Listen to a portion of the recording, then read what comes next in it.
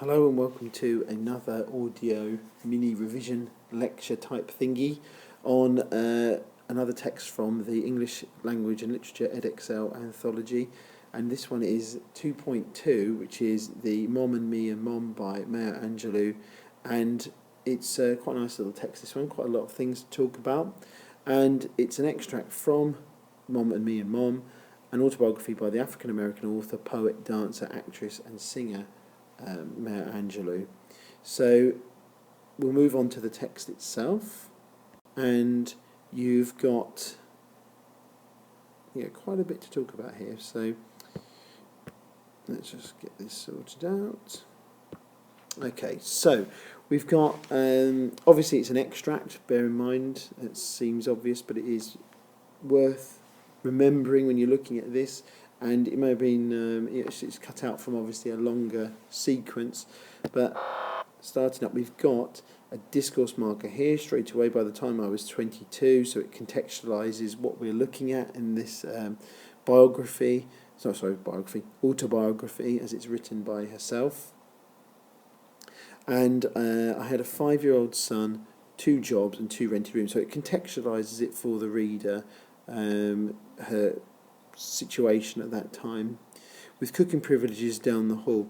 Cooking privileges, this is connotations almost of like prison in some ways, isn't it? So this is all deliberately ironic, really, and it's a way of emphasising her difficult time she was having and her fierce independence that she wanted to have while she was living with her son at this time and looking after her son and living with this landlady. So we have, again it contextualises, my landlady, Mrs. Jefferson, was kind and grandmotherly. Obviously both of these words here, these qualities, these both have connotations of Mrs. Jefferson being, they're connotations of age and care, aren't they? She was a ready babysitter and insisted on providing dinner for her tenants. Her ways were so tender and her personality so sweet. So this is parallel phrasing here, so tender and so sweet. Now you might say, and again I think one of my own students had pointed out, that there's lots of lexis here that's associated with food. So this is part of the voice, is about thinking about her mother, and it's linked to memories of food, so it is linked to the voice there. But it's interesting, isn't it? Sweet and tender are qualities that are also associated with food, so I think that probably is deliberate. Then we have, no one's mean to discourage her disastrous culinary exploits. So this would be hyperbolic as well, disastrous culinary exploits as well, and that's kind of deliberately, ironically formal as well. Spaghetti at her table, which was offered, that's passive voice, which was offered at least 3 times a week, was a mysterious red, white and brown concoction. Concoction is connotations of potions and things. And notice again in this text there's lots of colour references as well, quite a few in this as well, which is it's about creating with this autobiography here, it's like creating a vivid memory, trying to place the reader into that memory through the senses. So it is down to colours and taste, and particularly those 2 things, really, those 2 senses in this one. We would occasionally encounter an unidentified piece of meat, again will be hyperbolic as well, hidden among the pasta. There was no money in my budget for restaurant food, so I and my son, Guy, were always loyal, if often unhappy, diners at Chez Jefferson. And Chez Jefferson, that's a phrasal template too. If you have Chez something or other, it's often associated with a French restaurant. So it's ironically applied here. My mother had moved into another large Victorian house on Fulton Street. So there's, just by using large as a pre-modifier, there's an implication, particularly as large and Victorian as well, there's an implication of wealth here as well, which she again filled with Gothic, heavily carved furniture, and that's a hyperbolic metaphor as well, because you can't literally fill it with Gothic, heavily carved furniture, otherwise you wouldn't be able to open the door and get in.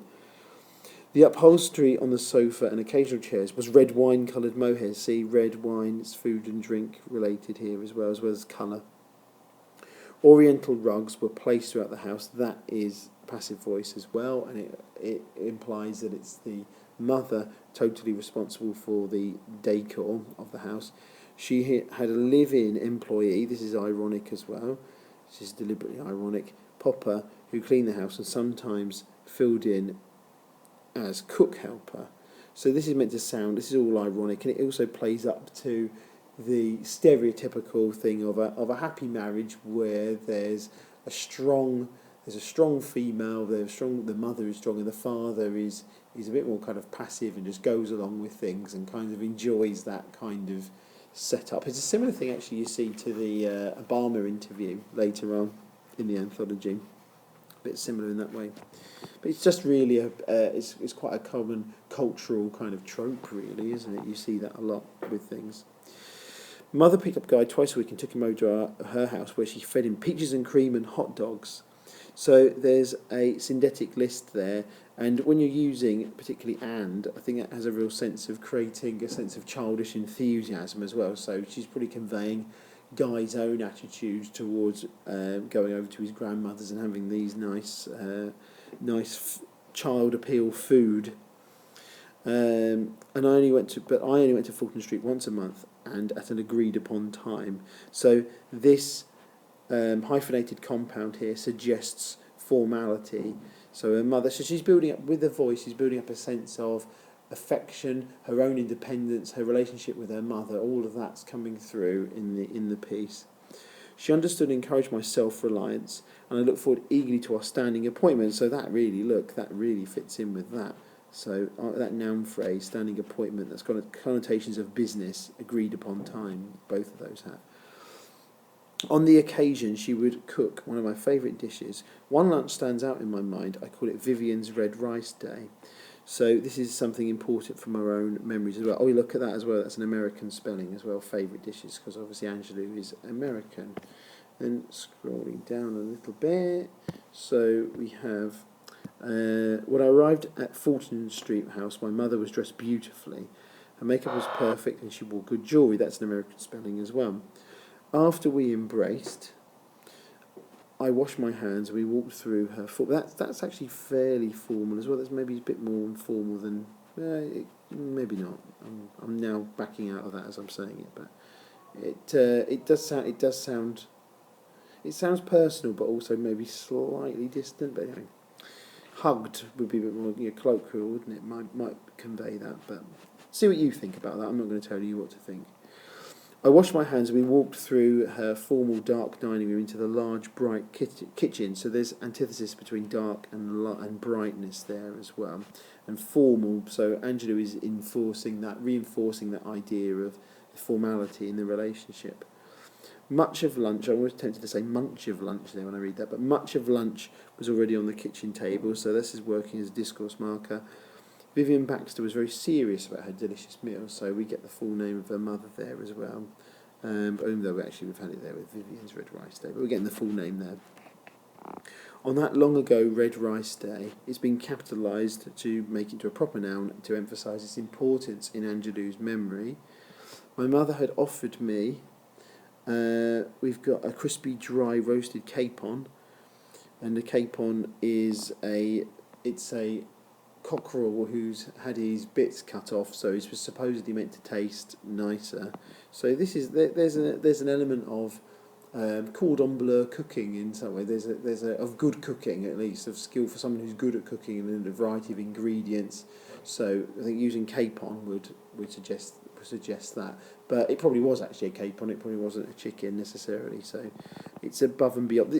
I think the suggestion from that is it's above and beyond the normal kind of cooking that a normal person would do. If you see what I mean. No dressing or gravy, a simple lettuce salad, no tomatoes or cucumbers. A wide-mouthed bowl covered with a platter set next to her plate. She fervently blessed the food with a brief prayer, and I think we can count this as an American cultural reference because America tends to be a bit more of a religious society, so saying grace before a meal is more widespread in America, even though obviously it's something that happens around the world, but it would actually fit in with that, with it being American as well. But put her left hand on the platter and her right on the bowl.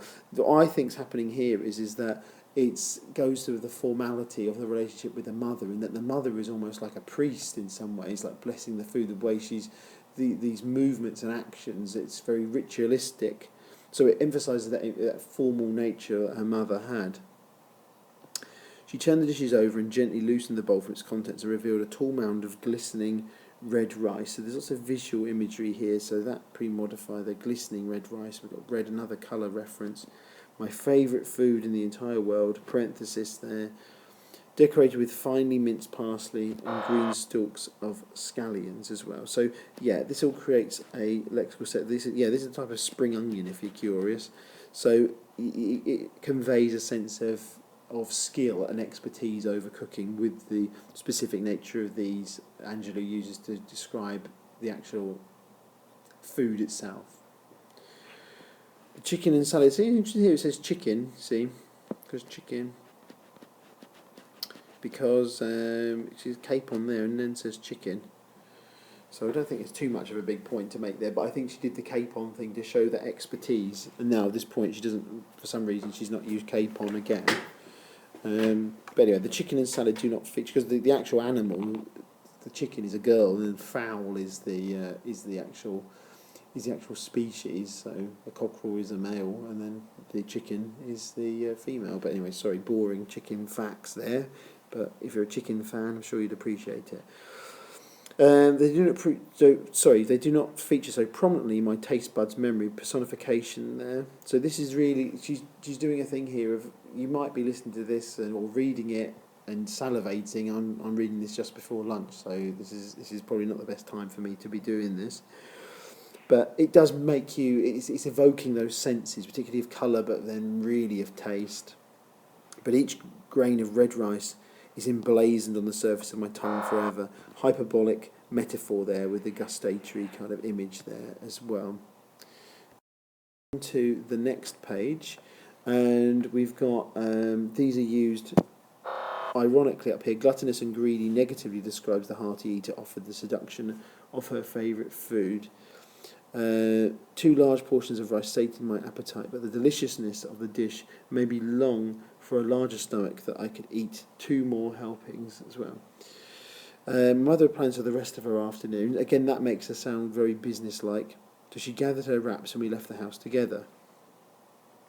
We reached the middle of the block and were enveloped, that's passive voice as well, in the stinging acid. This is all kind of more tactile imagery here as well. The stinging acid aroma of vinegar from the pickle factory on the corner of Fillmore and Fulton Streets.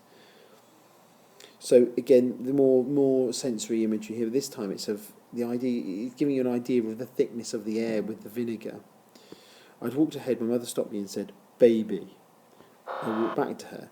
Interesting that she refers to her mother using that vocative of baby, which a parent can use to a child. So it does sound very affectionate, but also it's still coming quite, the way that you've got these simple sentences, it sounds quite sudden and I think therefore formal and maybe not as emotional.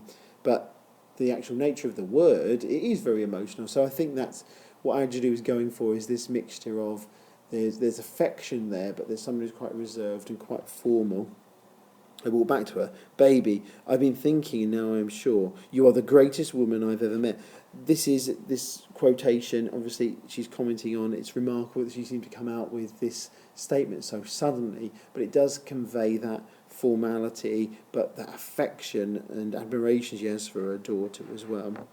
I looked down at the pretty little woman with her perfect makeup and diamond earrings and a silver fox scarf. This is, I'm not sure the exact year this is set in as such. I think it's like early 60s, I think, if I remember rightly, but anyway, I might be wrong with that, with the actual sequences. But silver fox scarf, this is reference to fashion of the era, and it would be like late 50s or early 60s of wearing fur in that way. But also another colour reference as well. She was admired by most people in San Francisco's black community, and even some whites liked and respected her. Well, this is dating it to the era that it's written in as well, and like an era of segregation in America, and before like the civil rights movement really kicked in.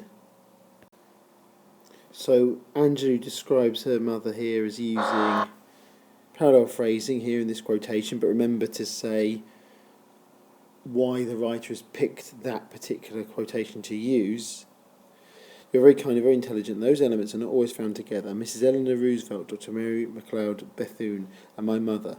Yes, you belong in that category. Here, give me a kiss. So there's all different connotations here of famous, successful women as well, and she's put her own mother in there. And you could say there's a kind of history repeating itself quality going on with this as well. The implication that there's a line of strong women coming through here, isn't there, when you think about it? There, here, give me a kiss, there's an imperative there as well. So that strong element of the mother there. She kissed me on the lips and turned and jaywalked. That verb's very much a US kind of verb. Across the street to a beige and brown Pontiac, and Pontiac is a typical, it's an American car make. I pulled myself together for mid-collocation, makes it more conversational, and walked down to Fillmore Street. I crossed there and waited for the number 22 streetcar, and again streetcar, American, Lexus there as well, like a tram basically. My policy of independence would not allow me to accept money or even a ride from my mother, but I welcomed her and her wisdom. Now I thought of what she had said. I thought, suppose she's right. She's very intelligent and often said she didn't fear anyone enough to lie. Suppose I really am going to become somebody. Imagine, so that minor sentence there on the end. The idea that she's inspired by her mother with the voice here as well. At that moment, when I could still taste the red rice, so the sense of cohesion is created here because it refers back to the red rice day. This is also reminds you why this is the red rice day. It all links back to that. I decided that the time had come to stop my dangerous habits, which is probably not for smoking and drinking, technically true. Cursing isn't necessarily going to be dangerous, so that's technically hyperbolic. But there's a synthetic list there of things which are seen as either kind of health-threatening or socially irresponsible in some way. Imagine, another minor sentence there, repeated there. You've got that link between those two, creating a sense of cohesion. I might really become somebody someday. So another minor sentence that it ends on there. And there's also a similarity note. It's not quite anadiplosis, but there's a similarity between those words. And in fact, it's almost like anaphora. You could say it works as a form of anaphora because the sum starts at the beginning of the word is repeated, isn't it? So it kind of, not exactly, but if we pushed it a little bit, we could say it works as a form of anaphora. At least if you were hearing it, somebody, someday. You know, you can't, if you hear it, you can't hear that. And obviously we're reading it. But if the piece is trying to be a bit conversational, then the effect is really the equivalent of anaphora. So that's that really. So again, that hopefully was of some use to you. And I hope you enjoyed that, find that useful. Thank you for listening. Bye.